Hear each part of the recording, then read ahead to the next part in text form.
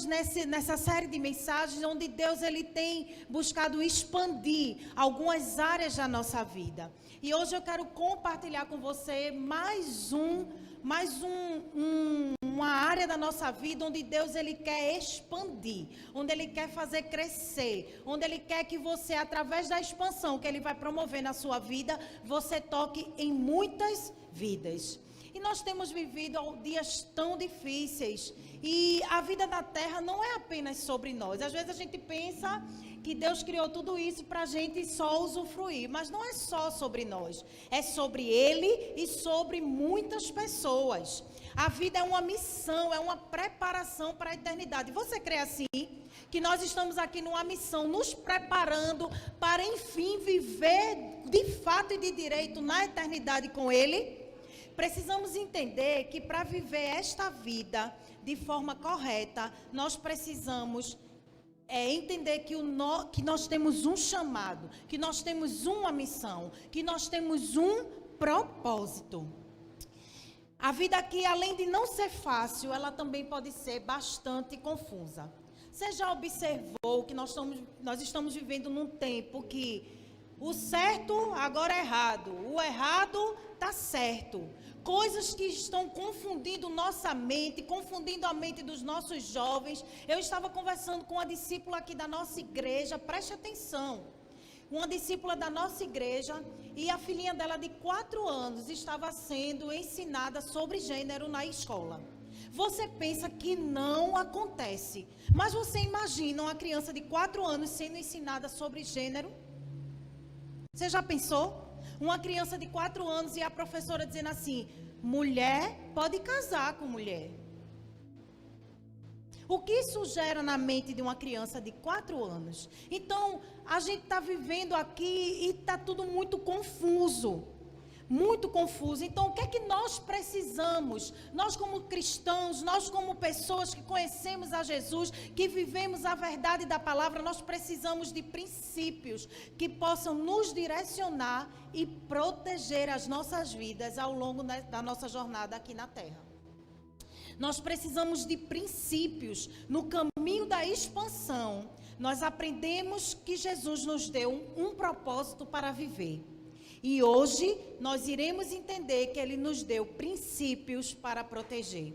O Senhor nos entregou, Jesus nos deu princípios para proteger a sua casa, para proteger a sua família, para você viver um tempo aqui na terra de forma sábia. Jesus, Ele não nos dá valores para nos limitar, e sim para nos proteger. Você já ouviu assim, você também, talvez já tenha até dito assim: fulano não tem princípios. Quando você declara isso, fulano não tem princípios, é porque ele vive uma vida como? De qualquer jeito, sem ter uma base, sem ter uma estrutura, sem ter em quem se basear. Uma pessoa que vive uma vida de qualquer maneira, deixa a vida levar. Mas eu e você não vivemos assim. Deus, Jesus nos entregou princípios, e princípios que vão nos proteger dos males dessa vida, dos males da terra, da dominação de Satanás. E nós precisamos vivê-los. Sem os princípios de Deus, é muito fácil se perder. Princípios são como bússolas que apontam a direção, é a base, é uma razão. Existem princípios que são inegociáveis para a vida cristã e nós precisamos conhecê-los, mas não apenas conhecê-los, nós precisamos vivê-los. Porque sem princípios, cedo ou tarde, você ficará à deriva no mar da vida. É verdade ou não é? Então hoje eu quero compartilhar com você 5 princípios que aprendemos com Jesus e que protegem nossa vida enquanto estivermos aqui na terra. Amém? Você está comigo? Dê um glória a Deus aí. São princípios que talvez você já conheça, mas talvez eles estejam apenas na teoria na sua vida. Mas você precisa hoje colocá-los em prática para viver tudo aquilo que Jesus planejou para que você viva. Tem coisas que nós não estamos vivendo porque nós não estamos fazendo valer os princípios que Jesus deixou para mim e para você. Eu poderia passar o dia inteiro aqui, não apenas com 5 princípios, porque são tantos ensinamentos de Jesus, mas hoje eu quero compartilhar com você 5. E o primeiro princípio que eu quero compartilhar com você é o princípio da honra. O princípio da honra. Romanos 13, abra sua Bíblia aí, eu vou compartilhar muitos versículos, então você vai anotando aí, mas o primeiro versículo sobre honra, é Romanos 13, 7, que diz assim: dei a cada um o que lhe é devido, se imposto, imposto, se tributo, tributo, se temor, temor, se honra, honra. Olha só, honra significa apreciação, tratar com distinção, fazer diferença. Honra significa reverência, tratar com dignidade. Olha que coisa linda. Às vezes as pessoas confundem honra com bajulação. E honra não tem nada a ver com bajulação. Honra é você fazer distinção da pessoa por algo que está dentro dela e ela colocou para fora. Não é sobre títulos, é sobre quem ela é. Amém? Honra é, sobretudo, um ato de humildade, e isso eu acho tão forte. Porque às vezes a gente se pega querendo honrar uma pessoa porque você se sente inferior a ela, quando na verdade o ato de honrar é um ato de extrema humildade. Provérbios 15, 33 diz assim: a humildade precede a honra. A humildade precede a honra. Portanto, honrar é um ato de humildade, e ser honrado também é um ato de alguém que é humilde, porque a humildade precede a honra. Então, para você ser honrado, você precisa ter na sua vida uma vida de humildade. Não é só ser humilde para honrar, é ser humilde para ser honrado. Veja que coisa linda. A Bíblia diz em Romanos 12, 10, amai-vos cordialmente uns aos outros, com amor fraternal, preferindo-vos em honra uns aos outros.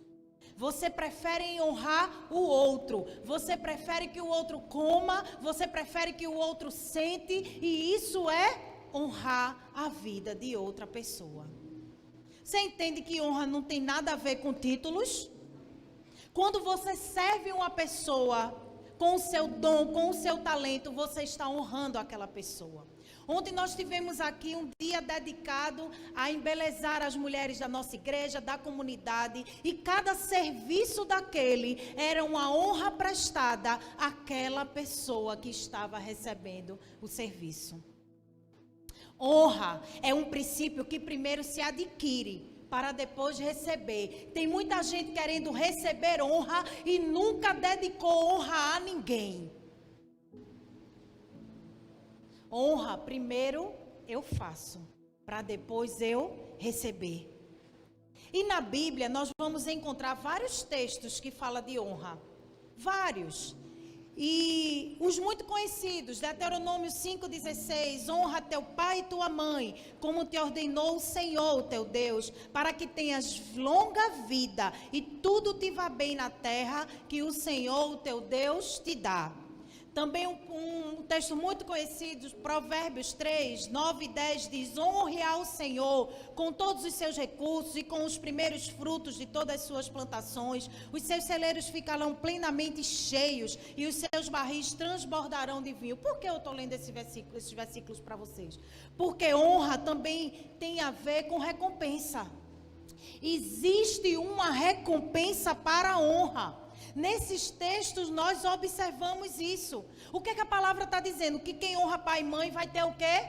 Vida longa. Quer viver muito? Honre seu pai e sua mãe. Mas você pode chegar: mas pastora, a senhora não sabe quem é meu pai. A senhora não precisa saber não, porque Deus sabe. Mas o que a palavra está dizendo é que se você honrar seu pai e sua mãe, você vai desfrutar de uma vida longa. É um princípio que vem acompanhado de uma promessa. Se você cumpre, você vai viver. Existe uma recompensa para a honra. Aí a Bíblia está dizendo que quem honra o Senhor com os seus recursos, com as primícias de tudo que Ele tem, o que é que vai acontecer? Haverá abundância na sua vida. Não sou eu que estou dizendo, é a palavra que está dizendo. E isso acontece em todas as áreas da sua vida. Honre a sua esposa, marido. Esposa, honre o seu marido. Aí a gente lê aqui que filhos, honre seus pais. Mas pai, honre seus filhos também. Esse princípio da honra vai fazer toda a diferença na sua vida, na sua casa, na sua família. Você precisa ter atitudes diárias de honra. E isso diz respeito a todas as áreas da sua vida. É no seu trabalho, é na faculdade, é na igreja, é dentro da sua casa. O que adianta você chegar aqui e honrar, servir com tanta alegria, mas na sua casa você não tem esse despreendimento? Ei, Deus está vendo. Deus não trabalha com meio serviço, com meia honra. Porque se você chega aqui e honra na igreja, mas em casa você não honra, está se fazendo pela metade. Deus não trabalha com as coisas pela metade, não. Estão entendendo? Dê um amém, um aleluia aí. Em Mateus 10, o próprio Jesus, ele declara que aquele que recebe um profeta no caráter de profeta, receberá galardão de profeta.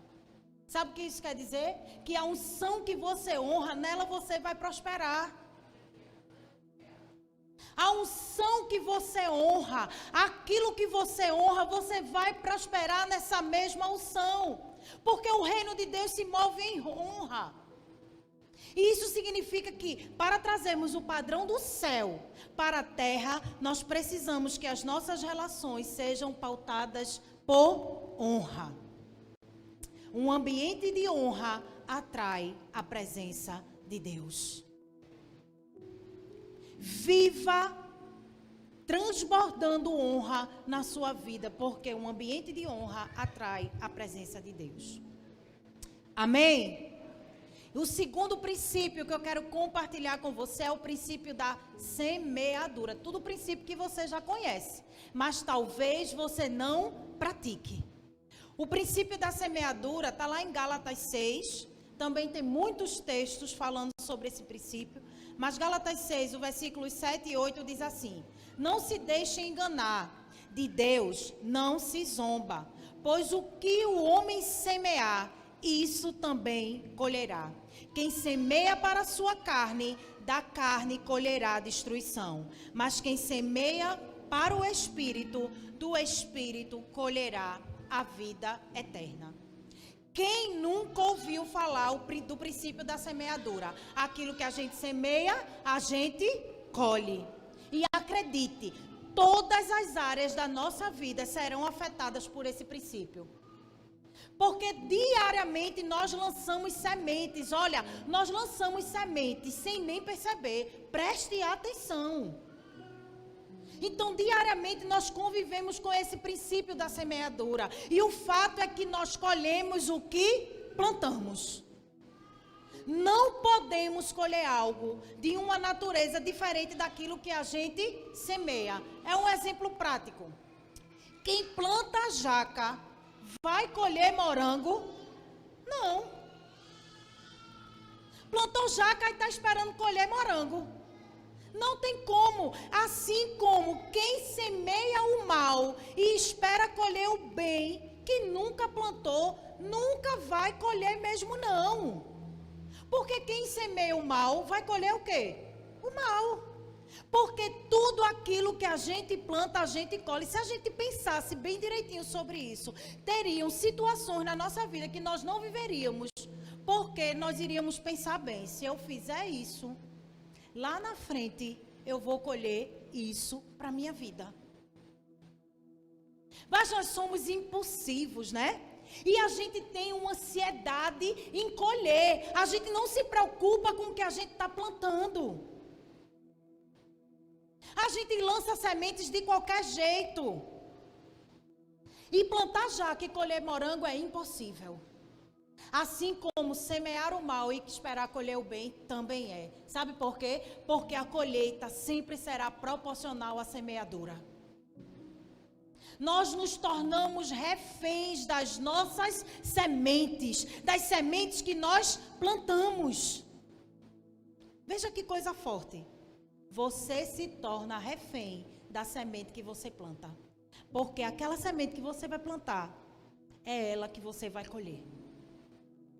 Gálatas 6, 9, diz assim: não nos cansemos de fazer o bem, pois no tempo próprio colheremos, se não desanimarmos.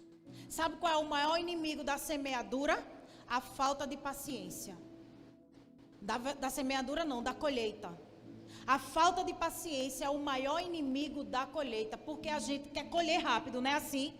A gente quer logo colher, a gente planta hoje, já quer colher amanhã. Mas me diga aí, qual é o fruto que você planta hoje e já colhe amanhã? Me diga aí. Eu pesquisei, se tem, eu não estou sabendo ainda. Se você sabe, me diga. Mas plantar hoje e colher amanhã. E esse texto que nós lemos aqui de Gálatas, nós lemos o 6, o 7 e eu li agora o 9. Ele nos ensina que há um tempo certo para a colheita. Diz assim, no tempo próprio colheremos. Mas se a gente não desanimar, nem antes nem depois, e sim no tempo certo. Esse texto ele deixa claro que a semeadura ela é real. Ei, a semeadura é real, você vai plantar, mas a colheita é certa também. A colheita é certa. O que é que você precisa? Ter paciência de esperar o tempo certo, ainda que esteja demorando, ainda que não esteja acontecendo. Ei, ter paciência para a colheita faz toda a diferença. Nenhuma semente plantada ela frutifica do dia para a noite. Portanto, é necessário esperar o tempo com perseverança, porque a palavra diz: se não desanimarmos. Por quê? Porque quando a gente planta uma semente, a gente precisa cuidar, a gente precisa regar. Quando começa a crescer, a gente precisa podar. E se você desanima, o que é que vai acontecer? Essa semente pode até nunca dar fruto. Ela pode até não germinar, ou quem sabe ao germinar, se não cuidar, ela pode morrer. Porque você não pode desanimar. Tenha certeza que se você tiver perseverança, a colheita é certa. O Salmo 126, o versículo 6 diz assim: aquele que sai chorando enquanto lança a semente, voltará com cantos de alegria, trazendo os seus feixes. Você pode ter plantado a sua semente e os dias de choro, eles parecem não ter fim, mas enquanto você chora, você rega a sua semente, e em tudo aquilo que a gente chora, ele vai crescer, a sua semente vai germinar, ela vai dar muito fruto, e no tempo oportuno, você vai colher. E a Bíblia diz que o salmista declara que vai trazer os seus feixes. A colheita é certa da tua direção. Tenha paciência. Ainda que esteja demorando, ainda que você esteja com dias de choro, mas o choro pode durar uma noite, mas a alegria vem pela manhã. Vai amanhecer. Vai amanhecer, mas esse princípio ele protege a sua casa, porque você lança sementes diárias. Então a partir de hoje preste atenção nas sementes que você vai semear, porque no tempo oportuno você vai colher. Aprenda a proteger a sua casa com o princípio da semeadura. Amém? O terceiro princípio é o princípio da sabedoria. Tiago 1,5 diz assim: se algum de vocês tem falta de sabedoria, peça a Deus, que a todos dá livremente de boa vontade, e lhe será concedida. Muita gente perece por falta de sabedoria. Mas nós não estamos falando de sabedoria humana, porque a vida, ela não é apenas composta de cálculos, de operações físicas, de química, de matemática, porque às vezes a pessoa é muito sábia nessa área, né? Mas na verdade nem se trata de sabedoria, se trata de inteligência. pessoa inteligente. Mas nós vivemos nesse mundo. E esse mundo é lógico também, mas não apenas isso. Nós vivemos num mundo que também existem as realidades espirituais. E nós precisamos estar ligados a esse mundo espiritual que nos cerca. Nosso grande Deus, criador do mundo físico e espiritual, criou também a capacidade para o desenvolvimento da ciência humana. E da mesma forma, da sabedoria espiritual. Ei, Deus dotou você de discernimento para discernir as coisas. Você é dotado disso. Se não tem, a palavra está dizendo, peça ao Senhor que Ele lhe dá. Ah, pastor, eu não tenho. Peça que Ele vai lhe dar. Mas nós estamos aqui falando de uma sabedoria que vem do alto. Tiago 3,17 diz assim: mas a sabedoria do alto é antes de tudo pura, depois pacífica, amável, compreensiva, cheia de misericórdia e de bons frutos, imparcial e sincera. Olha a sabedoria do alto. Isso significa que todos esses atributos estão naqueles que desfrutam, que vivem o princípio da sabedoria do alto. Deixa eu declarar algo sobre a sua vida. Viva a sabedoria do céu, mesmo estando na terra. Comece a viver na sua vida a sabedoria do céu, mesmo estando temporariamente aqui na terra. E essa sabedoria do alto é o quê? Tudo isso que eu li para você. A sabedoria do alto é algo puro, é algo pacífico, é amável, é compreensiva, é cheia de misericórdia. Ela dá bons frutos, ela é imparcial e ela é sincera. Desfrute dessa sabedoria, compartilhe essa sabedoria do alto com as outras pessoas. Você precisa buscar a sabedoria do alto todos os dias na sua vida. Mas tem pessoas que por conta de outras prioridades acabam o quê? Por deixar o evangelho de lado, por deixar a sabedoria do alto de lado, busca cumprir seus muitos afazeres, seu dia a dia, abandonam a vida com Deus, prende-se nas coisas materiais, está só preocupado no seu eu, naquilo que precisa conquistar. E passam a se preocupar sempre com o quê? Com o dia de amanhã. Mas quem tem a sabedoria do alto não se preocupa com isso não. Provérbios 1, versículo 7 diz que o temor do Senhor é o princípio do conhecimento. Mas os insensatos desprezam a sabedoria e a disciplina. Uau! Você precisa viver a sabedoria do alto na sua vida, porque o temor ao Senhor é o princípio da sabedoria. Você não precisa viver ansioso com o que vai acontecer amanhã ou depois. Você precisa buscar viver a sabedoria do alto, e para cada dia o Senhor, Ele renova a sua misericórdia sobre a mim e sobre a sua vida. Você está seguro, você está guardado quando você está no Senhor.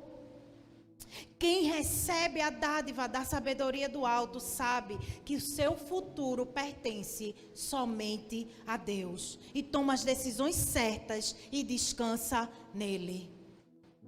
A sabedoria nos coloca num lugar de segurança. Você quer uma posição de segurança? Busque a sabedoria do alto. Amém? Vamos revisar? Você precisa buscar viver o princípio da honra. Você precisa buscar viver o princípio da semeadura na sua vida. E você precisa buscar viver o princípio da sabedoria. Sabe outro princípio que protege a sua casa? É o princípio da alegria. Repita comigo, alegria.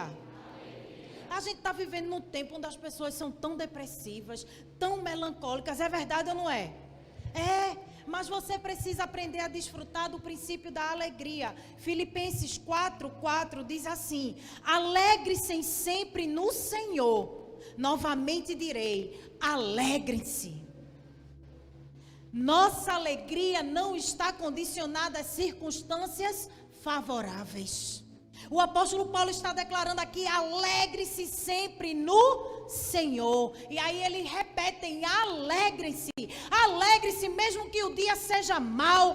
Alegre-se mesmo que você esteja desempregado. Alegre-se mesmo quando tudo te faltar. Você precisa buscar a alegria que vem do Senhor e não a alegria que está nas coisas. A gente vive uma vida onde a gente se alegra com coisas, quando na verdade a gente precisa se alegrar com a presença do Senhor na nossa vida. Porque a alegria é um presente de Deus para a nossa vida. Ele é o Senhor da alegria verdadeira. Não é de momentos felizes, é de uma alegria que dura para sempre.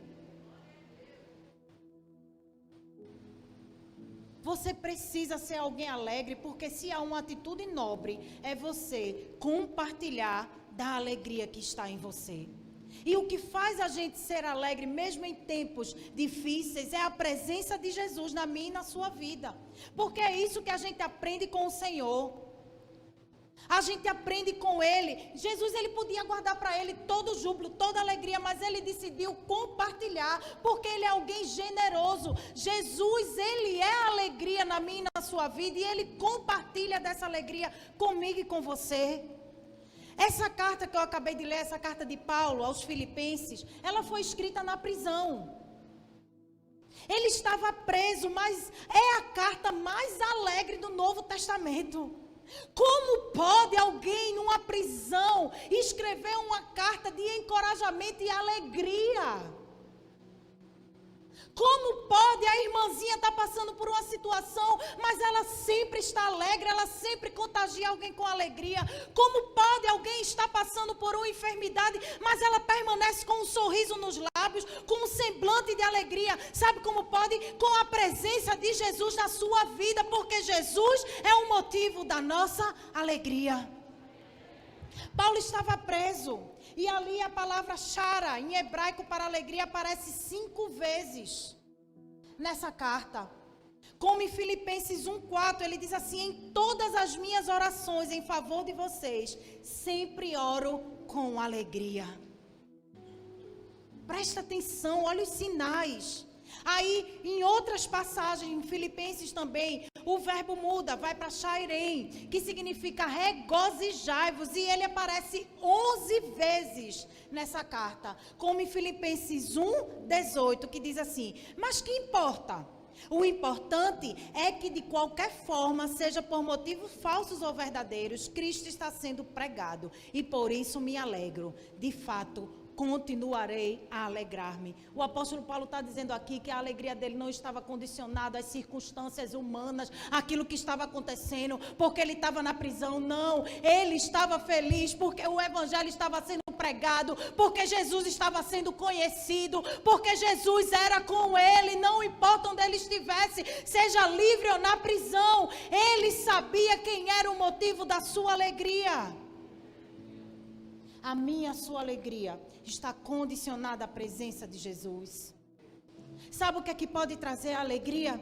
É a lembrança das promessas do Senhor. Em tempos difíceis, traga à memória aquilo que te dá esperança. Eu estou passando por isso, mas eu sei que o meu Redentor vive. Eu estou passando por isso, mas eu sei que muitas são as aflições do justo, mas de todas Ele vai me livrar. Eu estou passando por essa enfermidade, mas eu sei que Ele já levou sobre si todas as enfermidades. Ei, traga à sua memória aquilo que te dá esperança. E você precisa usar isso nos tempos difíceis. Porque Jesus é Ele o motivo da nossa alegria. É Ele que faz todas as coisas incomuns. Quando a gente acha que nada mais vai acontecer, do nada Ele faz tudo. Ele é assim. Por isso você precisa viver hoje, decidir hoje, viver a alegria do Senhor e não só vivê-la, compartilhar. Tem gente que compartilha melancolia. Tem gente que ama compartilhar dor. E ainda tem um ouvinte pior. Porque às vezes você vai compartilhar uma dor, ele ainda bota a sua dor lá embaixo comparada dele. Acabe com isso. Comece a compartilhar as alegrias que o Senhor te fez viver e ainda fará você viver. Porque muitas são as promessas do Senhor para o seu justo.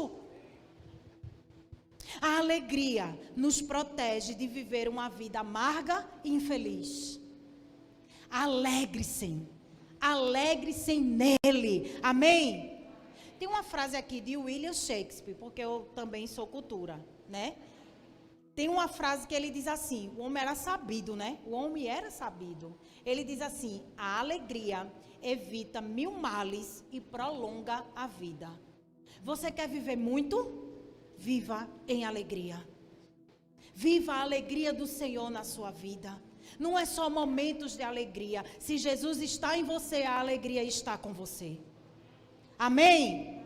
E por último, um princípio tão forte, que é o princípio do perdão.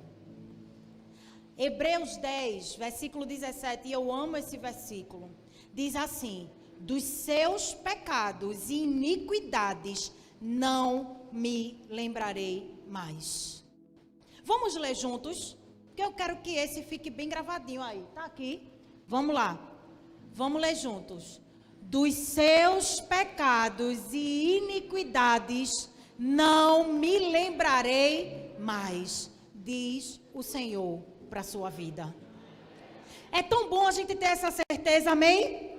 Sabe o que é? Jesus olhar para mim e para você. Dos seus pecados eu não me lembrarei mais. Mas deixa eu fazer uma pergunta para você. E do pecado do seu irmão? Você também olha para ele e diz, do seu pecado eu não me lembrarei mais. Qual é o nível de perdão que você liberou? Você é capaz de dizer, dessa dor que você me causou, eu não me lembrarei mais. Dessa ferida que você causou em mim, eu não me lembrarei mais. Do seu pecado que me atingiu, eu não me lembrarei mais. Ou você é daquele tipo que diz, perdoei, mas ele para lá e eu para cá. Perdoei, mas eu vou para outra igreja, porque eu não suporto olhar para a cara dele.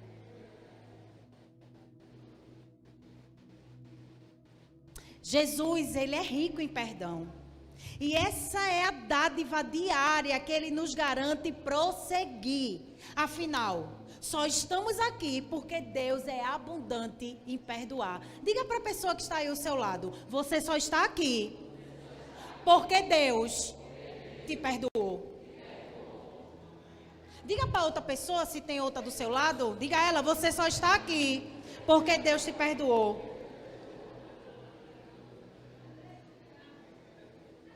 Agora preste atenção que perdoar não é uma teoria, é uma prática. Porque é tão lindo a gente dizer, né? Perdoo. Perdão. A gente vinha conversando no carro, eu e o pastor. E ele me ensinando, né? Que é os universitários. Eu sempre busco os universitários. E a gente conversando, ele falou assim, perdão não pode ser da boca para fora, e sim da boca para dentro. Engula aí esse. Porque da boca para fora a gente diz tantas coisas. Não é assim? Mas e da boca para dentro? Será que aconteceu? Será que perdoou de verdade? E a gente conversando, ele disse assim, vai chegar uma hora que Deus vai provar esse perdão. Se é da boca para fora ou se é da boca para dentro. Se causou algo dentro de você, ou é só para cumprir tabela, para fazer de conta. E ei, Deus não trabalha com faz de conta não, viu? Deus não trabalha com historinha não, que você conta da boca para fora, eu posso acreditar, a pessoa que está aí do seu lado pode acreditar, mas Deus, Ele sonda o coração, Ele sabe o que está dentro do seu coração. Ele sabe no que você está pensando, Ele sabe no rancor que você está guardando, mesmo você dizendo, te perdoei. Mas Ele sabe como você está ressentido. Perdão não é para os ressentidos, perdão é para os curados. Onde há perdão não pode haver ressentimento. Porque perdão, queridos, não é um sentimento. Assim como o amor, o perdão é uma decisão e você está cansado de ouvir isso. Ninguém pode fazer por você aquilo que só você pode. E liberar perdão só você pode fazer. Se deixamos o perdão por conta dos nossos sentimentos ou vontade, ele pode acontecer quando for tarde demais. E se é que um dia chegará a ocorrer, porque tem gente que fica esperando o perdão chegar. E não vai chegar nunca. Porque perdão não é um sentimento, é uma decisão. É um passo que você precisa dar. Você não vai. Se você fica esperando chegar, você fica esperando alguém empurrar, a gente empurra. Tem gente que eu digo, meu filho, isso aí que você está vivendo é falta de perdão. Não, pastor, já perdoei. Perdoou nada. Está ressentido, está magoado, está machucado, está se lembrando, está todo o tempo se lembrando. Assim como Deus o perdoou, você tem o poder para perdoar. Ele derramou sobre você. Lá vai eu para o Momento Cultura novamente. Martin Luther King, certa vez ele declarou: o perdão não é um ato ocasional, é uma atitude permanente. Perdoar é um estilo de vida, é diariamente. Jesus quer que você viva o perdão. Perdoe para ser perdoado, é a palavra que está dizendo. Você quer tanto, é tão bom você ouvir: dos seus pecados eu não me lembro mais, você está livre, ele levou sobre si, ele rasgou a cédula que te condenava, mas ao mesmo tempo você tem liberado perdão, porque ele te perdoou para que você possa perdoar. Mateus 6, 14 e 15 diz assim: pois se perdoarem as ofensas um dos outros, o Pai Celestial também lhes perdoará. Mas se não perdoarem uns aos outros, o Pai Celestial não lhes perdoará as ofensas. O perdão protege a sua vida. Às vezes você tem a ideia assim de que quando você acha que a pessoa está lá presa, porque não liberou perdão para você, porque não lhe procurou. Na verdade, quem está preso também é você. Está um acorrentado no outro. Tem gente assim, orgulhoso, porque falta de perdão tem muito a ver com orgulho. Tem gente que está assim: não, fulano que me magoou, ele que me procure. Porque se ele vier me pedir, pastora, eu perdoo. E enquanto isso, tu vai ficar aí, doente. As bênçãos sendo bloqueadas por causa da falta do teu perdão. Tem gente que não perdoa, adoece,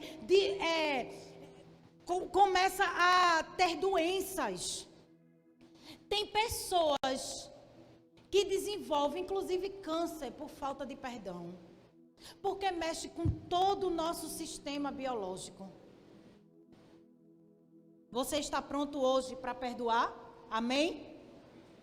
Aí você diz: pastora, mas eu já vi. Não, você precisa pôr em prática esse princípio. Você precisa colocar em prática. Decida hoje viver os princípios para uma vida na terra protegida pelos valores do céu. Você precisa decidir viver cada um desses princípios hoje. Você precisa viver a honra hoje. Você precisa viver o princípio da semeadura hoje. Você precisa viver a sabedoria do alto hoje. Você precisa viver a alegria do Senhor hoje. E você precisa viver o princípio do perdão hoje. Porque são valores do céu que Deus ele entregou como um presente para você viver aqui na terra.